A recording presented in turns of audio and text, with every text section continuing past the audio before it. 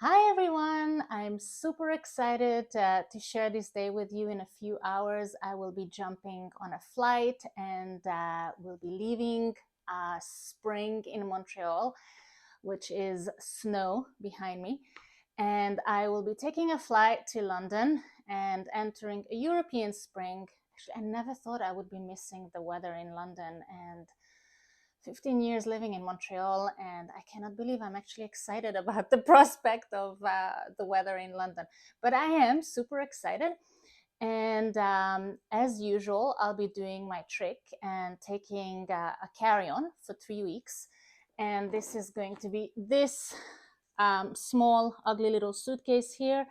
Um, its dimensions are 19 inches by 13 inches. So it's actually smaller than what Air Transat asks. Air Transat gives you 20 by 16 inches. So I'm doing an extra good job here. And so why, you may ask, and how? The why is actually simple. I don't want to pay the extra money to check in a huge luggage. I don't need it. I will be saving myself also the time that it takes to just check in. And I want to be really light when I come out of the airport. I want to come out fast. I will be having only 12 hours between flights before I fly to Budapest. And I want to venture into the city. I want to go to visit the Tate Modern, see some art, and meet a really good friend I haven't seen in years. So I need to be light as I log on my suitcase. And so I want to share with you a few tricks of how to do that to also help you to save some time and money as you travel. And the best part, just to feel lighter. It is possible, and let me show you how. Ready? Here we go. So, tip number one, the first question you have to ask yourself, obviously, is where will you be going and for how long? So I am traveling to Europe. This is going to be a trip in the spring. So we're talking about 11 to 15 degrees with some sunshine and rain.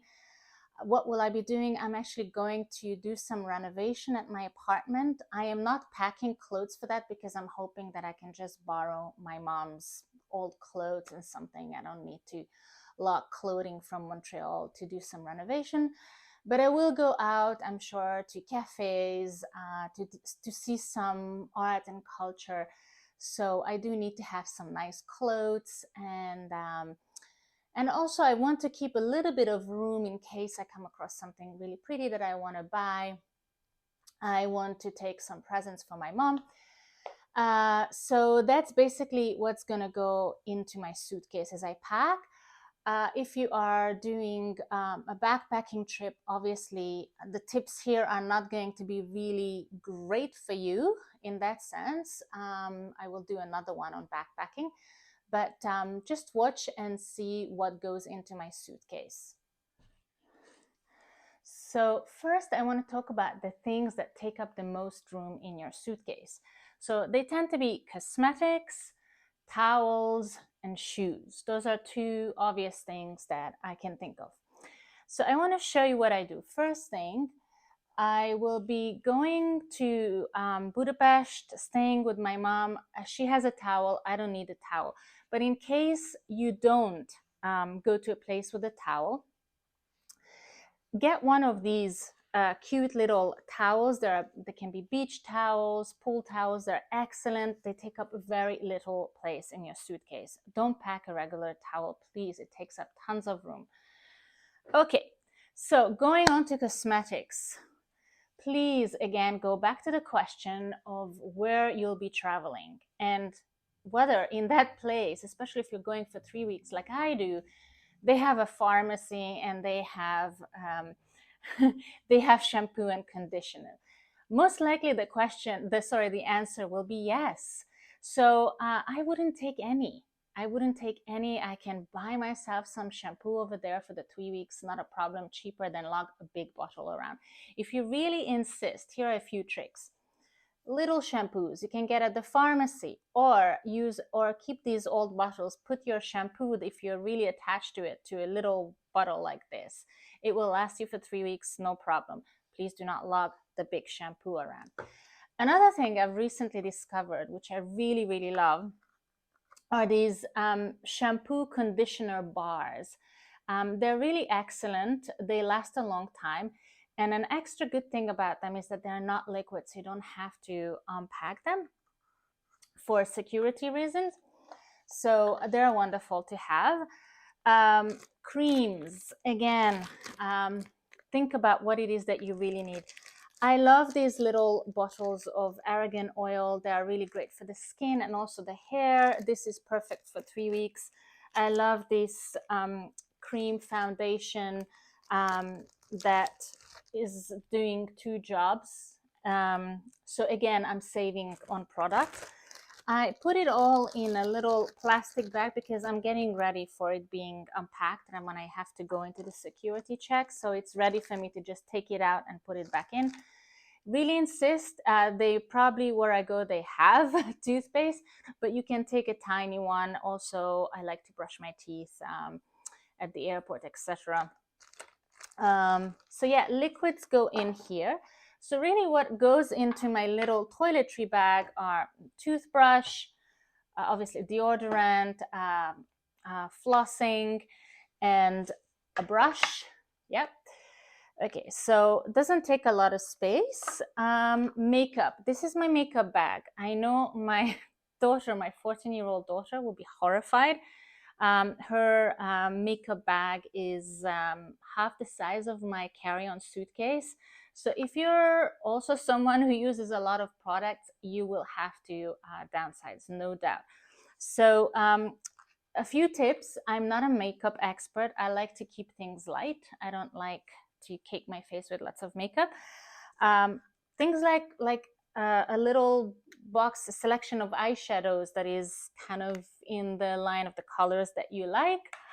Mascara. This is my foundation. Again, my cream foundation. Very simple. So easy. This is actually pretty much all the makeup I own. I didn't need to downsize it for the trip. Another trick, I like creams of this size. The Ordinary is wonderful. Make it very travel friendly because this is 30 milliliters, so really small. So that's the cosmetics. The next thing are the shoes. The shoes tend to take up a lot of space as well. So I suggest that if you really want to wear big clunky boots, wear them when you travel. They might not be the most comfortable, but they take up a lot of space in your suitcase. So why don't you wear them? So I want to take boots with heels because they make me feel comfortable. They're not terrible to walk in, but obviously because I'll be doing a lot of walking, I think I prefer to actually pack them. So I'll show you another trick. In the boots, inside the boots, you can actually stuff in socks, underwear, bathing suit, whatever kind of goes in there. You can also preserve the shape of your boots. So that's another good tip for that. I'll show you my comfortable shoes for everyday walking. I do a lot of walking. So I will definitely need these shoes with me. So these are the big clunky things that take up most of the space in your suitcase. And I will be moving on and showing you the other stuff that I packed for this trip. Okay, so here is an overview of what's going to go into my suitcase, and I'm going to break it down. So as you can see, first of all, I will show you that this suitcase has this funny kind of shape here. So this is where I'll be putting the socks and to make it even, and then I can pile the rest on. There's really not a lot of room, so I have to be careful with how I pack. So I'll show you everything. This is the little cutting board present for my mom. This is obviously not something that you will have to worry about. One other pair of jeans. So what I'm wearing actually is, I'm thinking strategically. I'm wearing a sweater. I'm wearing a comfortable long sleeve shirt for the flight. So I'm packing an extra pair of jeans that are comfortable. One extra sweater here because the other one I'll be wearing on me. pajamas, and then to for dress up, I like to just wear some nice shirts. So I think I have four here, four shirts, and then I have some comfortable shirts that are, and also yoga clothing. So because I will be doing some yoga for sure, I practice every day. So these are just more comfortable shirts and one exercise pants, so yoga pants. Tights for the dress that I packed in, some socks. So how many do I have here? Four pairs of socks. Um, Swimming gear. So it's a bikini in case I decide to go to one of the thermal spas if I have time for it. And then I have, I don't know how many, like maybe seven, um, like underwear here, bras. They don't take up space, so you can take more if you want. And then I packed one dress here that I can wear with my tights and my boots for like really special occasions. The reason I've packed only one is because I'm hoping that if I see something nice, I can buy it and I can then just put it in my suitcase. I don't want to actually take too much stuff. I love the things I can find in Europe. It's a little bit different in style, especially London tends to be way funkier than what I find here in Montreal. So I just like to keep an open mind. You never know. One thing I forgot to mention that is important to mention here is that if you go to a place with a washing machine, you don't need to pack for 3 weeks. You can pack for, like, let's say 5 days and do just laundry, or a week. So make sure you have enough clothes for something between 5 days to a week, and then the rest you can wash. You don't have to just accumulate dirty laundry. So this is maybe my biggest tip about clothes. So this is it. This is all gonna go into my suitcase now.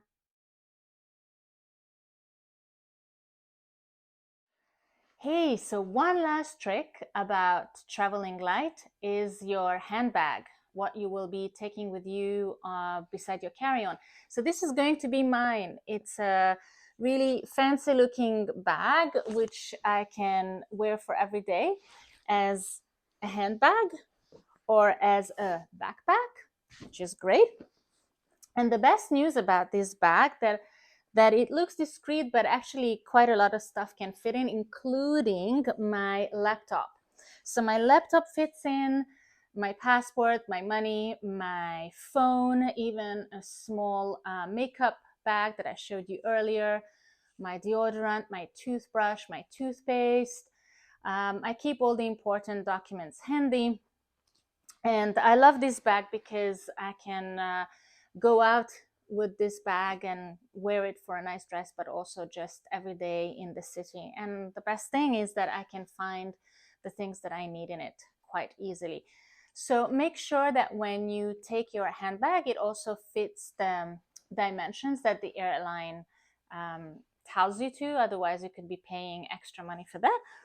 But I think that's it. It's quite easy. I will not be taking any books this time. This is my biggest challenge because I love books and I love reading. So I have podcast downloaded onto my phone, and the reason for that is because when I go away, I actually like to buy books. So I'm hoping to get my hands on some Italian books, and so I don't want to take extra luggage. I will be probably bringing some back.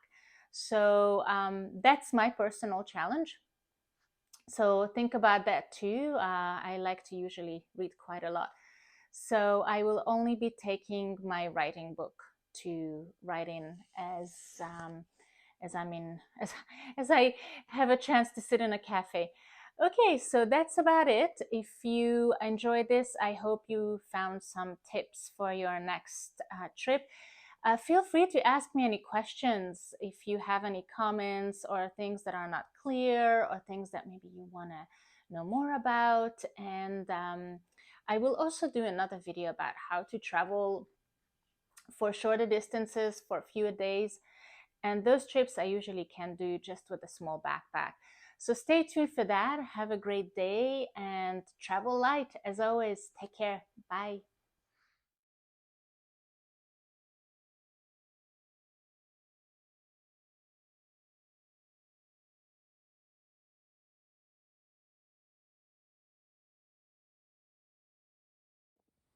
Hey you guys, so I have arrived in Budapest. Beautiful spring weather here, sun, which I desperately needed.